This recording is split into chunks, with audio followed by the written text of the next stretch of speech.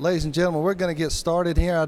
This is open to the public, open to all the members, and if you'll just allow maybe the last two rows for those of you that are not members to allow our members to, for the Ways and Means, Economic Development, Small Business Development, and anyone else that's a member of the House to come join us. This is unusual. We have three large committees. And we're also, just for your information, we're being streamed live to the class of in Georgia Tech, which is also unusual to for this particular meeting. Typically, whenever we see economic development legislation, especially tax, in a tax nature, the only thing that we see is a fiscal note, and there's a lot more to the question.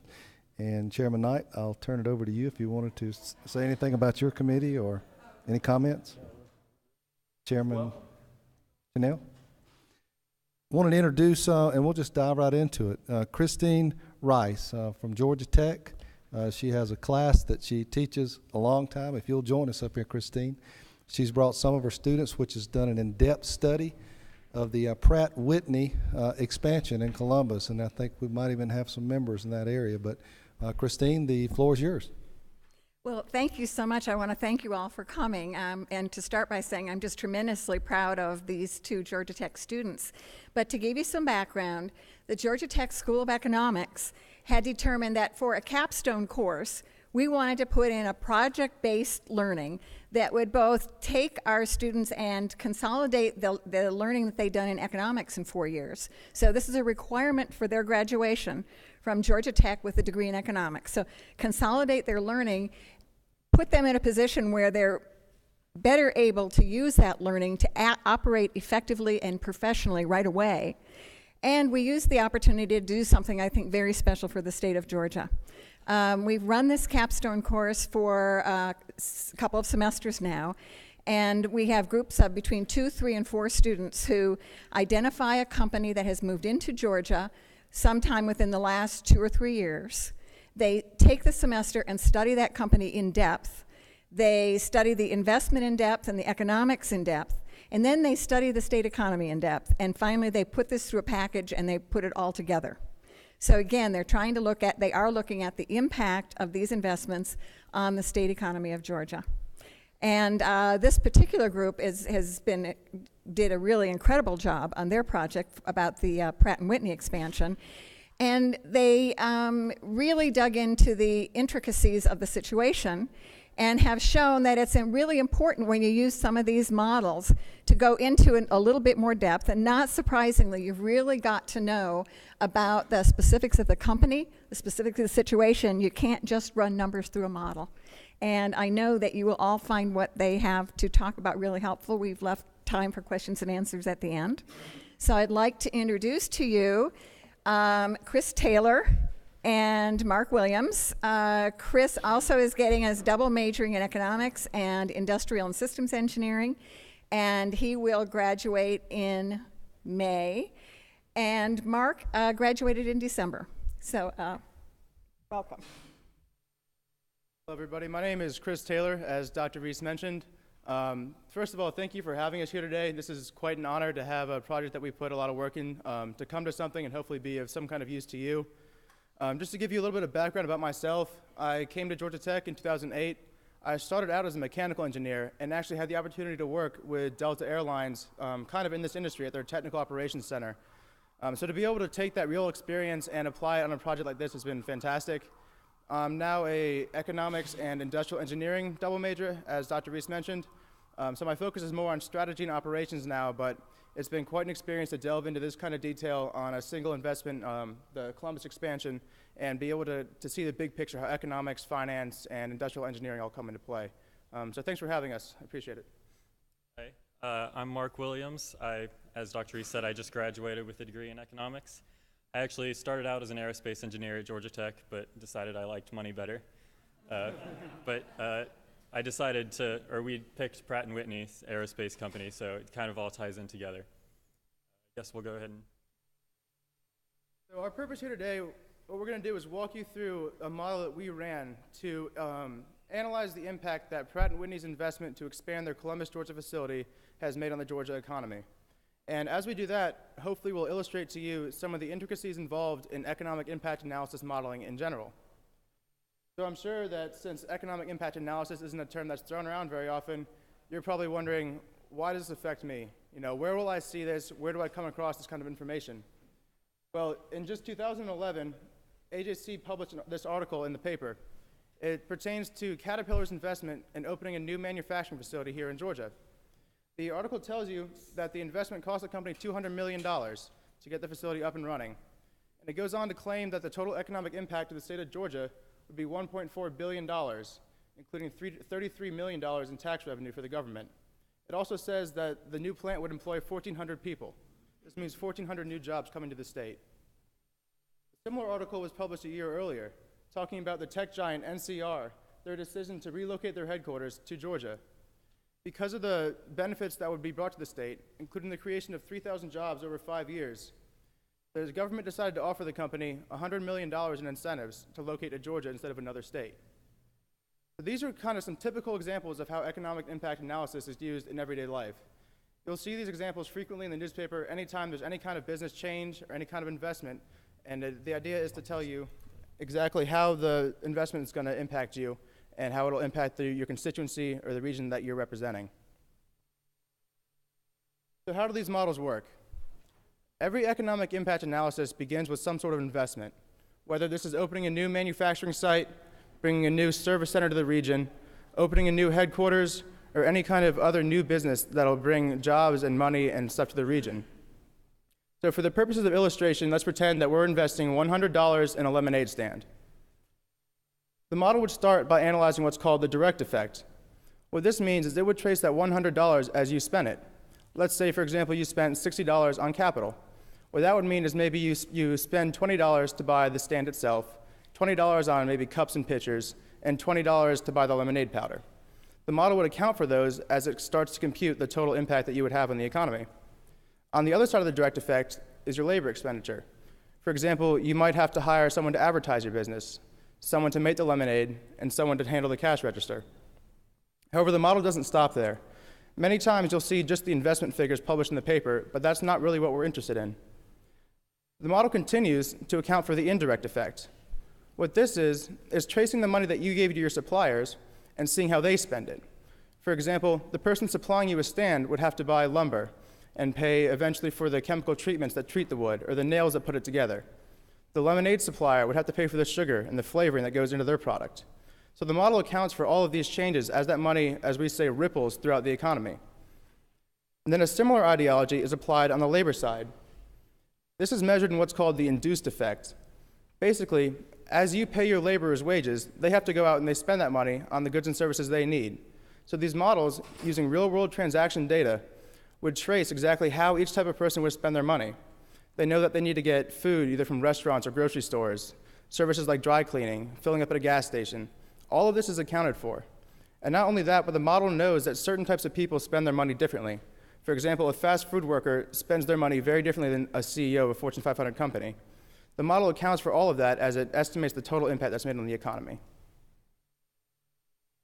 So as you can see, the sum of those three effects, the direct, indirect, and induced effect, is called the total effect, and that's the number that we're interested in and that our model is trying to gauge. So Pratt & Whitney itself is a very large company, but it's actually a subsidiary of a larger company called United Technologies Corp., also known as UTC. It's a publicly traded company, and it has 6 subsidiaries, 3 of which are commercial, Otis, Carrier, and UTC Fire and Safety. You might have heard of them. Otis makes elevators, and Carrier makes air conditioning. And then there's also 3 aerospace subsidiaries, with Hamilton Sundstrand, Sikorsky, and of course Pratt & Whitney. But we don't want to just look at Pratt & Whitney as a whole, because Pratt & Whitney includes both manufacturing and service divisions. So their engine sales, they produce the engines and they sell them. But they also offer fleet services, which is repairs and maintenance for the engines that they've sold. It's very important to distinguish between these two because the way the analysis goes is that if it's manufacturing it'll be a lot more capital intensive. So a lot more money will be pushed in that direction, as opposed to fleet services, which requires a lot of labor. So I mentioned earlier that Pratt & Whitney is an MRO provider. MRO is an acronym. The M stands for maintenance. So this is scheduled repairs or scheduled maintenance, regular wear and tear. It's like getting the oil changed in your car. You go in before something goes wrong. And then there's also repair. So when something does go wrong, like a bird flying into the intake, they can repair the engine and get it flying again. But then we also have overhaul, which is a large part of Pratt & Whitney's business, which is where they take an old engine and they completely rebuild it. So this is why you'll see engines on aircraft today that are from the 70s, but they still work great. But each one of these processes requires very specific tools and know-how to perform. So one mechanic can't work on two different aircraft engines. He has to specialize in one, and he has to have the correct tools for that specific engine. So this makes it a very capital-intensive industry. Now that you know what an MRO operation is, it's important to understand, for the purposes of modeling, how they spend their money. As we mentioned, the idea here is to trace all the transactions that occur as a result of your investment. So in order to be able to do that, you have to understand the patterns that are involved. For an MRO industry, there are two major inputs. The first one are the engine parts. This is something that's that requires a lot of attention for the Columbus operation in particular, because Pratt & Whitney, as Mark said, they design, develop, and manufacture, and then sell the parts and then the engines for the models that they supply to carriers like Delta or to the Air Force. What this means for the maintenance side is that these MRO facilities can buy their parts from within the company. This will give the Columbus facility and other Pratt & Whitney MRO operations a significant cost advantage when compared to their competitors that are independent MRO operators. So there still will be some specialized parts that might come from independent manufacturers, but by getting the bulk of their input in terms of engine parts from within the company, facilities like the one in Columbus have a significant cost advantage by being within that Pratt & Whitney umbrella, by having that engine sales side as well as that MRO side. The second major input for an operation like this is highly specialized labor. A lot of this labor may be obtained locally, so from the Columbus area. You'll have people that are trained mechanics, trained operators, warehouse managers, any kind of labor that requires training can't just be hired off the street, but can be found locally. It also requires trained labor like engineers and managers. A lot of this labor will come from the University System of Georgia.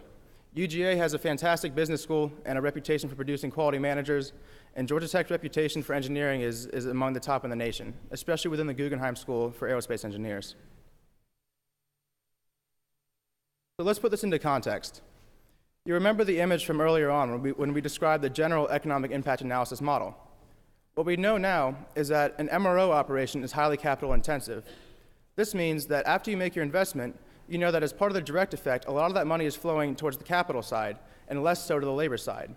What this means in terms of the model is that you'll have a much higher indirect effect as you trace the money that flows through the suppliers than you will induced effect, because there's less money going towards wages than there is towards capital.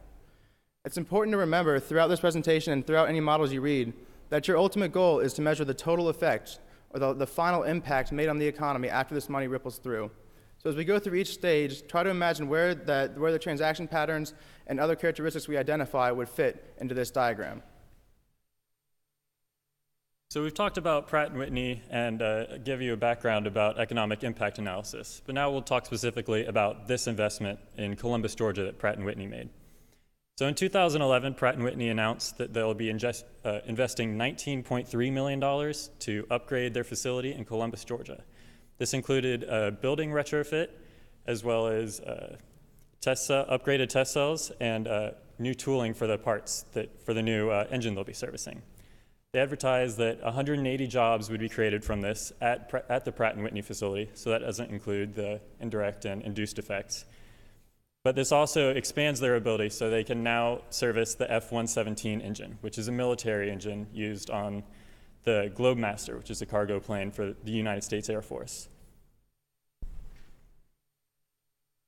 So why would Pratt & Whitney decide to invest in Georgia as opposed to another state? Well, the first thing they had to look at was the labor pool. Georgia has a quick start program that gives specialized training to workers so that they can become mechanics and specialize and get the kind of jobs that Pratt & Whitney needs. We also have, as Chris said, GT Engineering, and as well as the rest of the university system that can provide managers and operation specialists. But Georgia is also a right-to-work state. So this means that we don't have to worry about unions. So the labor market can adapt to Pratt & Whitney, or Pratt & Whitney can adapt to the labor market.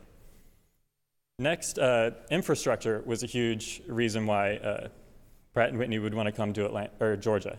Hartsfield-Jackson Airport is one of the largest airports in the world, and being able to be close to their customers, their commercial customers, allows them a significant advantage to other MROs. There's also the Port of Savannah, so whenever they have a large shipment of many aircraft engines from one facility to another, they can take the advantage of economies of scale with large shipping companies. Then we also have one of the biggest reasons, really, is Warner Robins Air Force Base. As I mentioned earlier, the new facility would be able to service the new engine used on aircraft for the Air Force, and being close to Warner Robins gives them a significant advantage over other companies. So now that we have more of the details of this investment, we can again return to this diagram and kind of see where everything fits in. So your investment that we're starting out with, we now know, is that $19.3 million that Pratt & Whitney spent to expand that Columbus facility to accommodate the F-117 engine.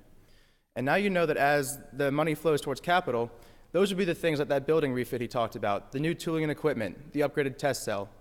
And then as the suppliers of those, you see the money branch out from them to their suppliers, those would be things like the construction materials for the expansion of the building, the inputs for the different tooling and equipment necessary to operate on the F-117 engine, et cetera. And you'll see that on the labor side, you'll have not only the personnel required to service the engine, but also people like the construction labor that went in to help expand the facility, and anybody involved in the process of creating the expansion and operating it in its first year. So you can kind of see now how to trace the money all the way from the start, all the way as it ripples out throughout the economy. And again, it's very important that you remember that the ultimate goal here is to capture that whole ripple effect rather than stop too early. Too often, analysts make the mistake of not capturing the entire web of transactions, but stopping after one or two steps.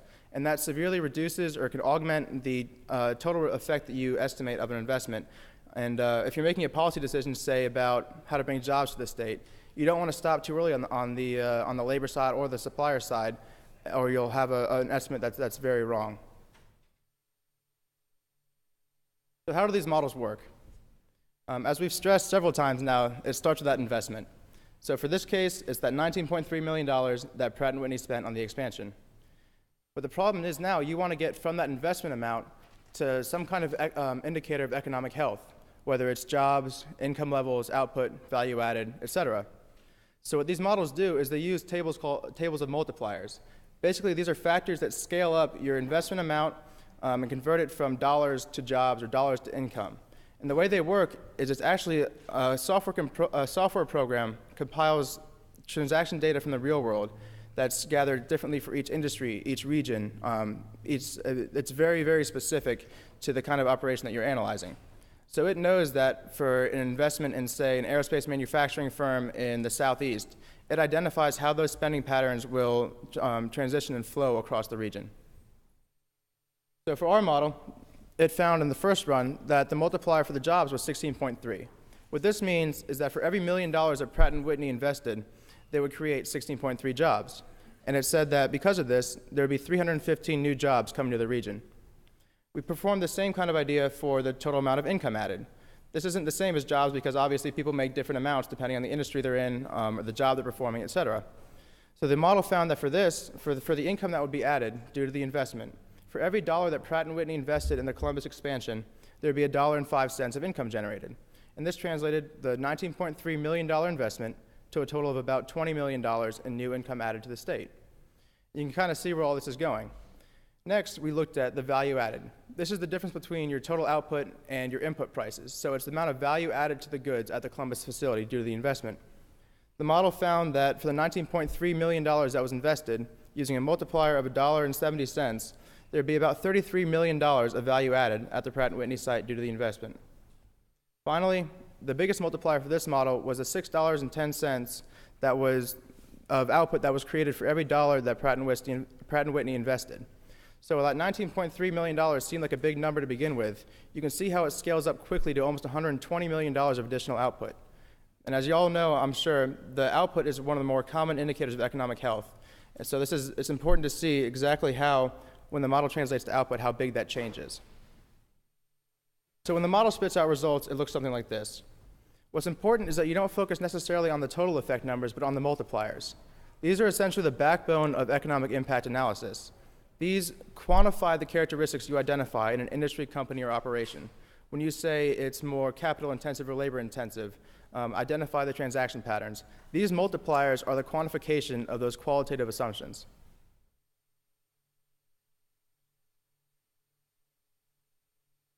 Now we're going to show you the results from 4 different models that we ran to estimate the economic impact from Pratt & Whitney's new investment. The first one assumes that Pratt & Whitney, that this new investment will be in manufacturing. So this assumes that it's very capital intensive and that not quite as much labor intensive. So fewer jobs are created with this model than with other ones. The second model we used was the service industry.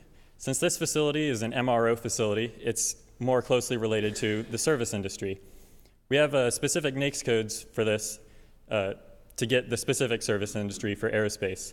But as you can see, the difference between these two, 1,400 jobs were created in the service industry versus 315 if the money were spent as a manufacturer would. So then after this, we had to think, well, does all this money stay in the state? Well, because Pratt & Whitney has so much manufacturing capabilities outside of this state, they buy from themselves a lot and bring it back in. So this means that not all of the money that from that investment stays in the state. So we assume about a 75% local purchase price percentage, which is the amount that stays in. And as you can see, there's almost exactly a 25% decrease across the board. We did this also again for the service industry, and we found again a 25% decrease. So what does this all mean? As Mark said, we ran 4 models. The first one was assuming that $19.3 million were invested in an aerospace manufacturing operation. Then we assumed that the $19.3 million was invested in an aerospace service operation. And then we ran each of those 2 scenarios, accounting for the fact that Pratt & Whitney spends a lot of their money outside of the state because they buy from themselves their other manufacturing sites, say, in the western US or in China or in Asia, any other part of the world. So as you can see, the small changes in underlying assumptions created huge variations in the model. In terms of jobs and income, jobs ranged from, in the 200s to almost 1,500, and income ranged from 15 million to about 75 million. What this means for you is if you were to have an analysis done before writing a piece of legislature or making a decision that would impact your constituency, you would want to make sure that whoever ran that model chose the right industry and chose the right amount of money that would stay in the state. If you want to tell your constituency that this $10 million investment would bring, say, 500 jobs, you want to make sure that the researcher didn't make a mistake and it's actually only 50 jobs. And this is all a result of the fact that different industries have different spending patterns and different employment patterns and different wage levels. So it's very important that when you run these models, you identify the correct industry, the correct transaction patterns, and the correct other business characteristics to make sure that your model results are accurate and not just a quick and sloppy job. In terms of value added and output, you can see that the model gave value added ranging from $25 to almost $100 million, and output ranging from $90 million to almost $150 million. Since these 2 are very commonly used as indicators of economic health, if you're predicting how the GDP of your state or the total value produced or output produced by your state would change due to an investment, misusing a model to predict these kind of numbers can give you very different results as well, especially if you start looking at investments that are larger or pertain to more companies at once. So now that we've told you all the ways that these can go wrong, what can you do about it? The first question to ask whenever you run a model like this is, do my results make sense? And to answer that question, you have to frame it in terms of the industry characteristics, the transaction patterns, and the production intensities of the operation you're looking at. So for us, what this meant was we knew that Pratt & Whitney in general is considered an aerospace manufacturer. But because we were looking at the Columbus operation and the impact on Georgia, we had to identify it as more of a service industry. So that's why we ran the model as manufacturing and then as service, because the operation is a service operation instead of the manufacturing like the parent company is. In terms of transaction patterns, We had to identify the fact that because they're within the Pratt & Whitney umbrella, a lot of the money that they spend on their inputs will be spent outside of Georgia at the other Pratt & Whitney manufacturing sites before the goods are shipped back in. This may not be the case if you're working, say, with small business. You start a new small business, you're going to use mostly local suppliers because you don't have an established supply chain. If you're a larger company like this that does have an established supply chain, you might just add on to that and get more of your inputs from out of state. And then in terms of production intensities, as we mentioned, manufacturing is more highly capital intensive than a service operation, even in an industry like aerospace where there's a high capital intensity in general. So you have to identify all of this stuff before you can make a model that will give you results that are reliable and can be used for decision making. So what we did is we said, well, our 4 models are kind of the extremes that this investment could fall under. So we found the median of the results. And again, you can see the total effect here, but focus on the multipliers. Basically, by creating a new set of multipliers, we modified the industry code that we used to run the model to demonstrate the industry that's actually represented by the Columbus operation in specific. So this may not apply to Pratt & Whitney in general, but we're not interested in that. What we're looking at is the single investment that you want to know how it's going to impact you. So you have to use a set of multipliers that characterize that investment in particular. And this is an area where a lot of analysts go wrong. It's very easy to say, oh, Pratt & Whitney, aerospace, and click the easiest next code. But if you go deeper into it and understand that your operation isn't engine manufacturing, you can almost create your own next code to fit the operation that you're looking at and get a model that's much more accurate. So hopefully by this point, what we've conveyed to you is that it's very important when you read any numbers like this, you need to be an intelligent consumer of the results. And as we've mentioned, a big part of this is carefully analyzing and understanding the industry, company, and operation that you're looking at in terms of the investment that'll make the change in your economy. And finally, make sure that you know that very small errors can create huge mistakes in your results. This means that any sloppiness by someone running a model means that the results that they publish, maybe in a newspaper, maybe in a report that crosses your desk, can be very wrong just from a small oversight.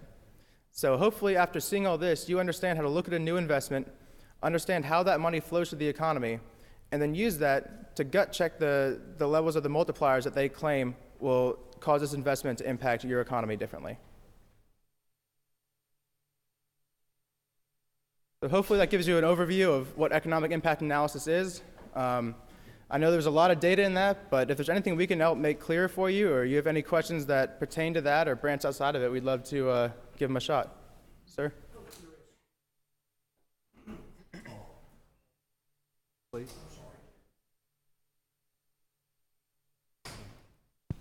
Good. Okay. Okay, thank you. I have a question. When you were doing the models, Try the one next to it. Representative Talton.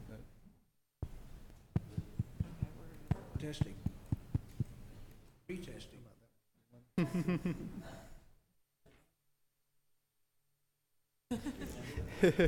Okay.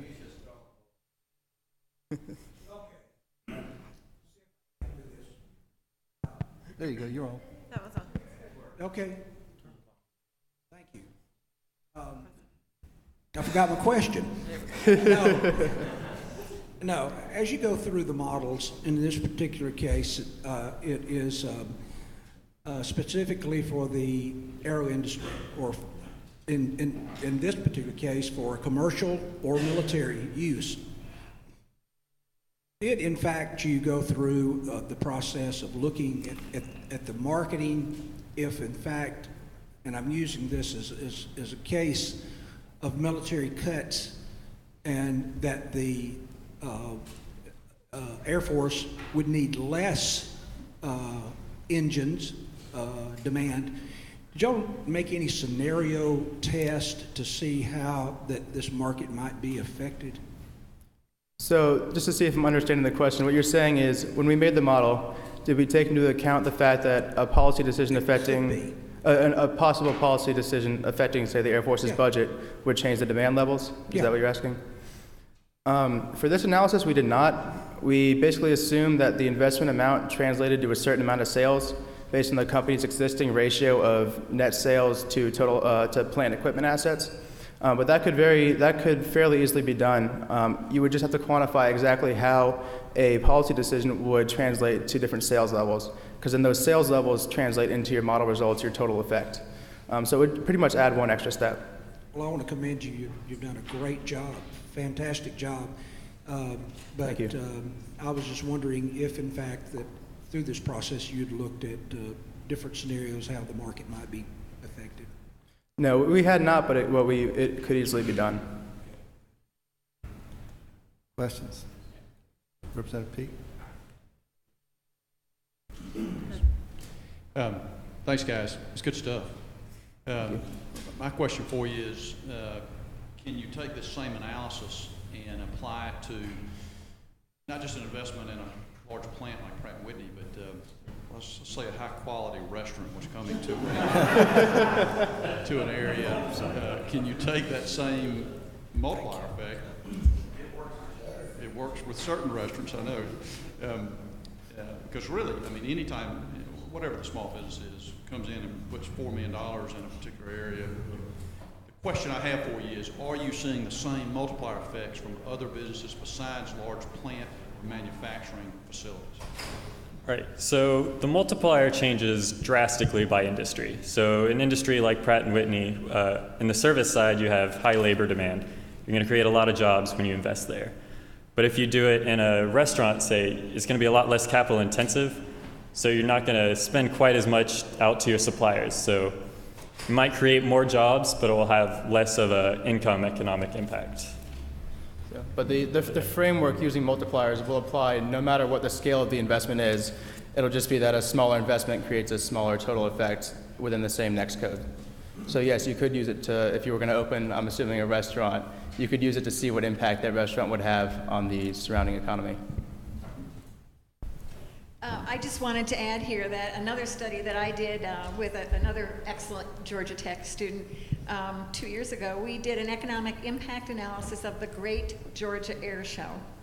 And that was a challenge because there were so many volunteers in that. But Great Georgia Air Show used that study to identify the businesses in the community that were gaining from the air show being put on there, and then was able to go back to those businesses with hard data to say, look, this is what we're contributing to the community. You should contribute back to help us with the air show. So it's a very robust tool that can be used for, and is used by many people for many, many things. Representative Taylor?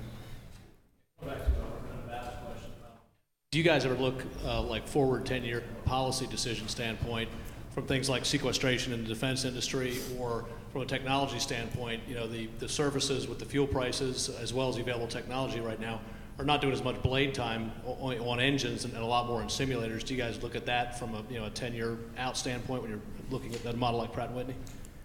I believe it can be done. The software we use for this program, or for this model, is called M-Plan, and it focuses basically on the first year of operation and construction. There are more advanced and more expensive softwares that do modeling like that account for stochastics and different types of modeling, whether you can predict the demand, whether you can't, etc. The modeling package we had did not, so it doesn't have that long of a planning horizon, but there are modeling packages available that will take your investment and analyze it through its operations over 5-10 years to kind of see how that changes over time with different scenarios. Representative Pruitt? Thank you, Chairman. Thank you, guys. Very great presentation. I think my question is about the same as what Representative Tom Taylor's was. And a lot of times when we make investments, we want to know, is this a 1-year, 5-year, 10-year return on our investment? And so you do not have a timeline, is my understanding. And first off, if it's a real capital intensive project, there's a lot of money being spent up front for equipment. The labor may come a year later or even 18 months or 2 years later. So a timeline model would be very important, I think, to a community that's trying to put together an analysis of how much we put into this and how long is it before we get our return. Mm-hmm. And we're not there yet. Is that my understanding? Right. In the first year, it takes into account these large initial investments as well as the labor that's added. But in subsequent years, the only real impact comes from the wages paid to labor. So it doesn't include these dynamic effects that other models include further on, which is like growth from more people living in an area. So our model is a little bit more simple. And to add on to that, the software does have the capability of showing you, say, increases in tax revenue that would come. We didn't demonstrate it here because that wasn't within the scope of what we were looking for, but it can tell you that, it can estimate how much tax revenue is generated, and you can kind of use that to get a net present value for your community, if that's what you're asking. Whether, if you're going to offer an incentive to the company and you want to see how long it takes to get the community paid back, is that what your question is? Well, thank you for, the way you put it makes perfectly good sense to me. Basically, as the state of Georgia and even local community, what we want to know is if we're going to put this type of investment in to help this project come in, yes, if we now analyze it the way you show it, one could pay back in 2 years, another one could be 15 years, but the numbers are the same, and we need to know which is the best investment. Does that make sense, what I'm saying?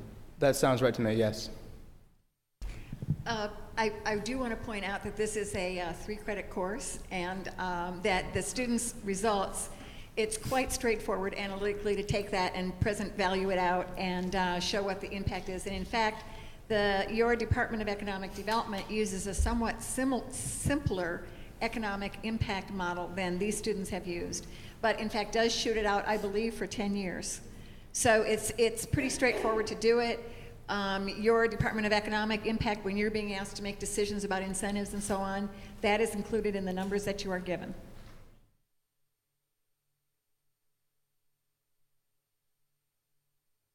My question was basically, was that a percentage of a project, or was, and if it's not, it couldn't be a fixed percentage, can it? In terms I of, noticed you said $100 million worth of incentives on this particular project. Now, if, and back to Representative Pruitt's question, you invest in a project with those incentives. That's the money invested by the local community.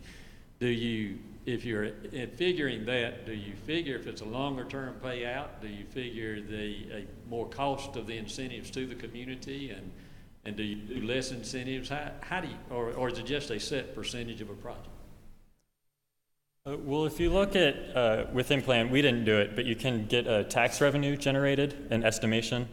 So if you can balance that with the incentives that you offer. The $100 million that was offered was for a different company, ACR. Pratt & Whitney wasn't given any monetary incentives. and to answer the second part of your question, if you're asking how to gauge how much incentives to offer, is that what you're asking? I think that depends also on, I guess, what you would use as the comparable to your discount rate.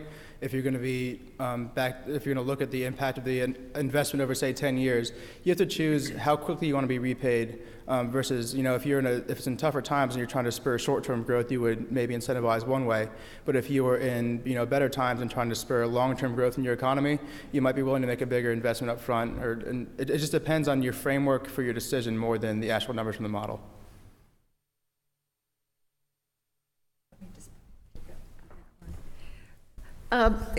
Some of you may recognize me from having been on the Tax Reform Council, so I looked very carefully, we all looked very carefully into the tax incentives being given to attract investment, and that the questions that we would all naturally ask about that analysis is really not done carefully here or in any other state. And I get requests all the time for, do you know of somebody who's doing a more careful job? It's very difficult because you're not only looking at what is the company going to produce going forward, but you're looking at things like how much taxes are they going to pay, what are their profits going to be, is that going to put them in a taxable position, and so on. So as an academic, we're constantly working on trying to give you better tools. But one thing that when I go around and talk about this, I have to say about the state of Georgia is that we're very frugal. And the economists who work directly for the state are doing a tremendous job.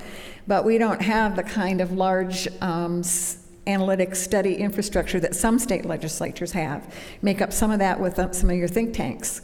But these are questions that I'm convinced, looking at it from a public policy point of view, that you really need to have answered in order to make the best, in the long run, most frugal decisions for the state. In reference to this particular model, have you also taken into account college and career readiness, that particular community can be able to utilize the same model to estimate on future careers in college, even with our university and technical system? So is the question, can this model be used to estimate the type of jobs that it will create in a community? Yes, very much so. We didn't show it in this analysis, but an output of the model actually shows the top industries affected and the amount of income or jobs that it will create in each. So if you identify what kind of careers you can train your students in, you can have an idea of how many jobs might be created from a single investment in the local economy by that single expenditure, that single change in the environment. So yes, you can. And for the class at Georgia Tech, if you'll just hang around, you'll get extra credit. Chairman Knight. Back to one of your slides. The part where you're looking at the infrastructure and the assets of Georgia, and maybe elaborate from a perspective of the legislators in the room as we go, when we start to look at the policy in which this state is viewing, being open for business here. I think there were a couple of points that if you could elaborate on. Obviously you had done some research, but obviously our infrastructure was very important in bringing this company or expanding this company. So what could you elaborate on other companies or industries coming in? And the other thing was the right to work states. You had mentioned that, and if you could elaborate on that, please. You want to start with infrastructure and I'll finish with labor? Yeah, so Georgia has a huge infrastructure that can bring pretty much any business wants to come here because Atlanta Hartsfield-Jackson is international. So any kind of global business that ever needs a global presence, being close to a large international airport that offers a large number of different routes can be very helpful.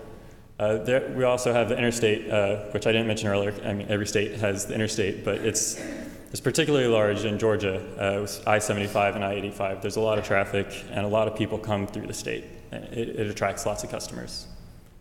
In terms of your right to work question, the way that my research has shown to interpret this is that when you have non-unionized labor, you can respond with your wage rates fairly quickly to changing market conditions. So if, say, the industry benchmark for a loaded wage rate went from $25 down to $20, if you had to negotiate that with a union, it would take a lot longer to respond, making your inputs a lot more costly in terms of your total production process. But in a state like Georgia where it's not right to work, it's a lot easier to change wage levels in general when they fluctuate in the market. So companies that work in states that are not right to work and do deal with unions, a lot of times that can be a several month or even year-long process before you can make the smallest changes in wages or working conditions. And I'm sure some of you have found that in your respective industries. So that's a big pull. I know in parts of Pratt & Whitney's model I've read online that they do operate in right-to-work states or not right-to-work states. So coming down here, this is a positive change for them. Thank you. And let me just say, it's probably obvious to all that I love my job, not the grading, but having taught this class over several years has been fascinating because the students each semester are coming in talking about what business came into Georgia recently. And so I get to see, as I watch this year after year, the patterns that develop, and I can sort of see that this business, for instance, this semester, we've got a couple students that are starting to look at projects, and there are some businesses that have been brought in because of the Caterpillar tractor investment. Okay, so I'm in the position where I can see this as a rolling effect and can start to see agglomerations form and almost begin to predict where would be a good place for us to go out and recruit. The other thing is that through the tax reform, and I'm still working very much on tax reform, believe in it very strongly, pro-growth. Through the tax reform, I've had the opportunity to talk to numbers of companies who either want to expand or who are thinking of coming here. Number one thing they say, quick start. Number one, almost, I would say every single one of them. The number two thing they'll say is the right to work state, because they have flexibility. And they can go there, and I think that's where the flexibility, we fall a little bit behind Texas on that. Texas gives more of a flavor of you can really, do more, be flexible, be more entrepreneurial in Texas maybe than you can here. And I think the third thing about incentives, I don't know of evidence, I think it would be very hard to collect, that incentives actually make a difference. What I think, and this is personal opinion, what I think is happening is that the system by which we give incentives brings together people that can make it happen. So we had a project that was at the Port of Savannah, and one of the companies needed a big, huge crane that they were only going to use 25% of the time, very expensive. And our people in the Department of Economic Development were able to find other people who could use that crane, put together a deal so we could afford the crane. And it's just because we're sort of a small enough, maybe frugal enough state that the right people are talking to each other. And so I think that what we call incentives, really, you need to think more broadly that we are really good, as I see it, and I work all over the world and all over the country, right? As I see it, we are really good at finding ways to make things happen for companies. So I guess I would put that kind of broadly up under incentives as one of the reasons. But again, first thing people say, quick start. Second thing, right to work. Thank you, Chairman. Two questions. I guess, Doctor, you somewhat answered the question I was about to ask. Is there a model out there that takes into consideration the synergy that's developed, and without picking a company out, we have a solar company that actually started out of the incubator at Tech. I'm sure you're familiar with that. And they located in Norcross, and they're building things out there. And is there something that takes into account that they're there and they start building these types of panels, so the folks that want to get close to that technology then come there, and then more people come? Is there a model that goes that far ahead? And the second question, and you can answer them both, is it not true that sort of administrative offices can move around, but when you get an investment like a Kia, like a Caterpillar, that's much more, with that capital investment like the gentleman spoke of, when you sink that kind of capital in the ground, you're much more likely to be anchored to a community as long as the working conditions stay in place, and therefore it could lead to a housing market. It might be 10, 15 years down the road. Can you give us, some ideas of how this fit in economically in terms of quick payback incentives versus the longer term? Okay, a couple things. One is behind this in-plan model is actual data of actual transactions of companies that bought and sold things. They update it every year. There's a tremendous amount of data there. So I think this is an example of what we're calling big data. And what this team has done, and what Georgia Tech is particularly keyed up to be able to do, is to think about things. And also, Chris is doing an independent study with me this semester looking at this question, is how can we effectively take these big data ideas and collapse them down into a usable model that can not only give you answers, but that you can simulate and play with. And I know that the concern about the sequester and so on is a huge one for Georgia, and you would just actually run the model backwards to make your projections on that. But the in-plan type model is a limited form of model. It uses multipliers.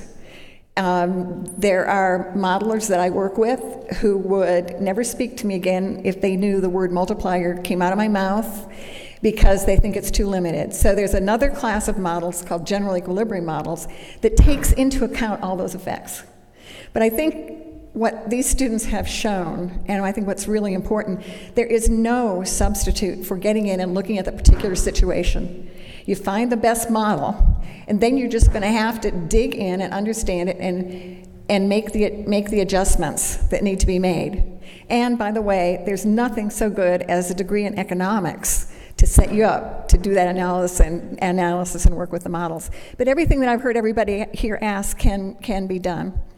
I will say one other thing. I'm working on a project that I've been talking with Larry O'Neill about, which is to use, and with individuals from, colleagues from the University of Georgia and Georgia State, where we can use a general equilibrium model and answer some of these specific questions more broadly for the state of Georgia, and specifically to give you a tool that you can use to analyze the effect of federal government decisions on the state of Georgia on tax revenues and so on. But it's a much bigger job, and we're doing that. They've got 5 other states who are interested in having that done.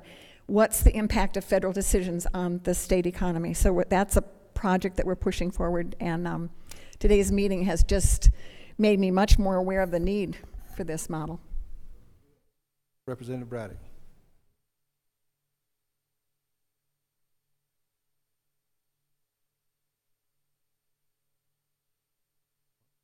And sir, to add to that question that was just answered, I believe you asked about Caterpillar and Kia, and we're talking about how the inputs could affect how the economy changes over time.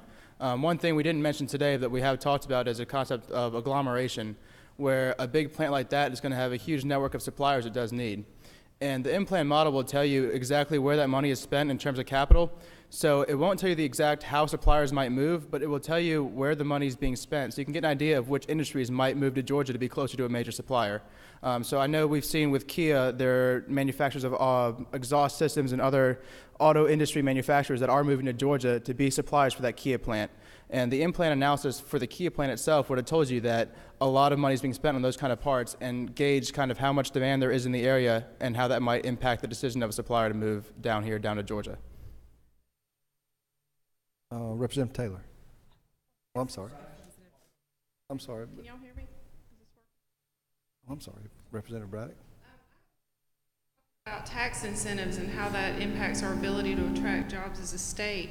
And one of the questions I have is, in looking at our tier system, it looks like Georgia's competing against Georgia versus us competing as a region and globally. And is there any analysis that you guys have been able to pull or can do that would look at what opportunities we're losing because of our tier system? Because from what I'm hearing from like our economic development folks is they'll pick, you know, 2 or 3 areas, and because of the tier, like they'll pick a tier 1 county and then it doesn't have what they're looking for, so they'll, you know, eliminate Georgia and go to another state where there are other areas of Georgia that they would have otherwise looked at had it not been for the tier system. Have y'all done any analysis on the impact of that to our state, or can you? It can be done. I think that in general these studies would suggest that what you're saying is exactly right. You have states, counties competing against counties, states competing against states, and we're driving down the effect so that basically all those incentives are basically going to the companies. And that's just kind of a general academic view. But I think in this case, you really have to look at that particular situation. I'm a free market economist, and I would rather go to the counties that may be losing the business and say, let's see what you can do. Let's see if we can find a way to help you get this, or maybe there's a more appropriate business for you that's a spinoff. So you can use this study to look for spinoffs that would make sense for a particular county. But just as a free market economist, I would, rather than try to take a hatchet to it with some legislative benchmarks, identify what's going on in the natural flow of the economy and go in and really provide the support there.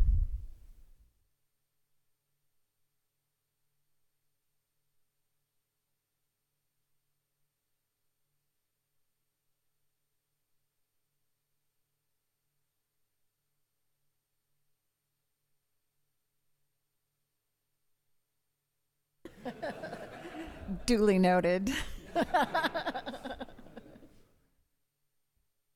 If we're going to close, I'll make just one last comment. So often the things that Georgia Tech does and is known for are really, it's not so clear how to bring them down and apply them to immediate situation. And maybe that's part of the reason that Georgia Tech hasn't been as well representative as it might have been here in the state capitol. I will say when I was put on the Tax Reform Commission, President Peterson called me into his office, and he told me how personally anxious he was that we could find ways for Georgia Tech to be more helpful to you all and to the state. And through my experience with the Tax Reform Council and all of those hearings we did around the state, I personally am just excited about the state and anxious to help. And so I just want to say to any of you who want to follow up on this, please leave me your card or contact me. I'm on the school website. I have my own website. We are, and the university, the institute as a whole really wants to back up and do what we can to help you and to help the state of Georgia's legislators and business people. And please do take me up on that, and we'll get you the help that you need on this. It's exciting and some real possibilities there.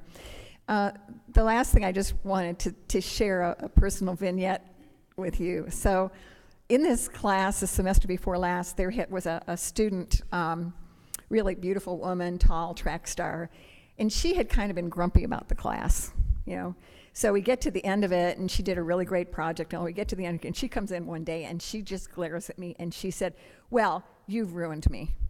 And I said, oh, what did I do now, you know? And she said, well, I'm walking across campus, and I see some tire tracks in the mud. And I stopped there, and I'm thinking, I wonder what company made that tractor. Where did it come from? Did it come from Japan? What kind of tractor is it? What kind of engine is in that tractor? And she said, I realized that you had totally destroyed my life.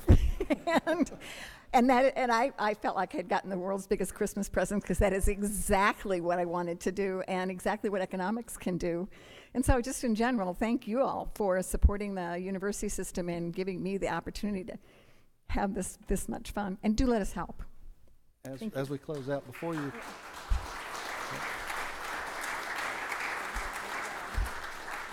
Pretty amazing. I want to ask one question, and I don't want to put you on the spot on the one hand and I do on the other. You've done and A.D. Frazier and those others that were on the tax council did a lot of work.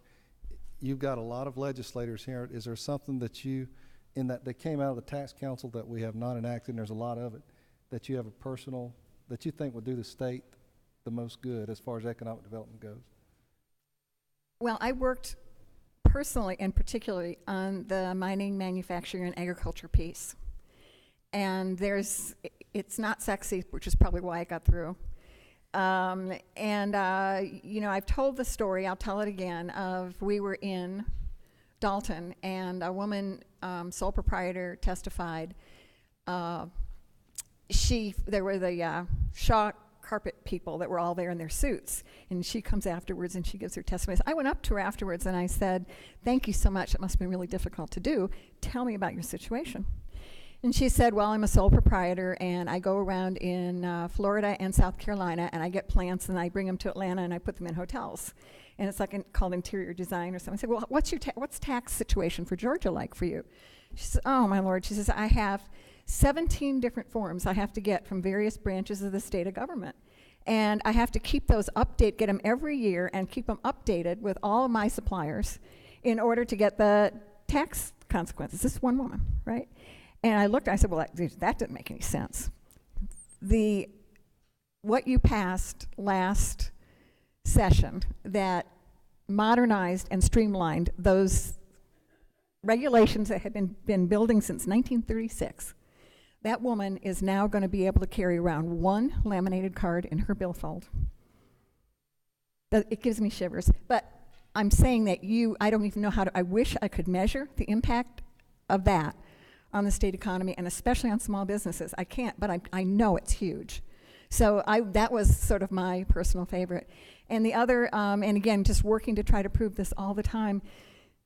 No, I'll tell you another story.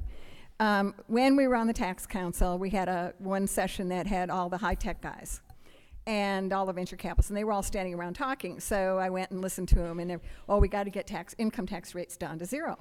And and I'm thinking, there's just no way we can do that anytime soon. We just can't, And then I did what you sort of do, is you say, well, if it's 6 and they want 0, let's split the difference. So I said, well, what about 3%? Which don't anybody tell A.D. Frazier I did this. But well, what about 3%? What would that do? Well, they just started gleaming, and they said that would do it. That if you talk about property tax rates and all the other things that companies think of when they come to the state, if we went from 6% to 3%, we could compete with Texas. We could compete with Tennessee. We could compete with Florida, because it's within spitting distance. So for me, I would do what it takes. Like I sometimes say about you folks, not to you, gee, I wish they would make me queen and just do what I say. But if I were queen, I would just take that income tax rate and lower it to 3%. And promise you that the results would be absolutely fantastic. So I would urge, constantly urging, and I do a lot of work to try to get us focused back again on getting that income tax rate down. Thank you. Chairman Chanel. Nothing? Chairman Knight.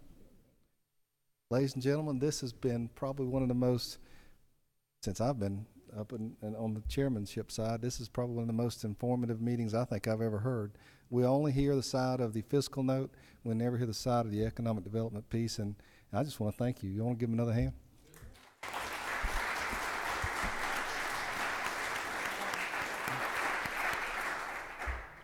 Thanks, Thanks for inviting us to come speak with you. It's an honor. Ladies and gentlemen, we're adjourned.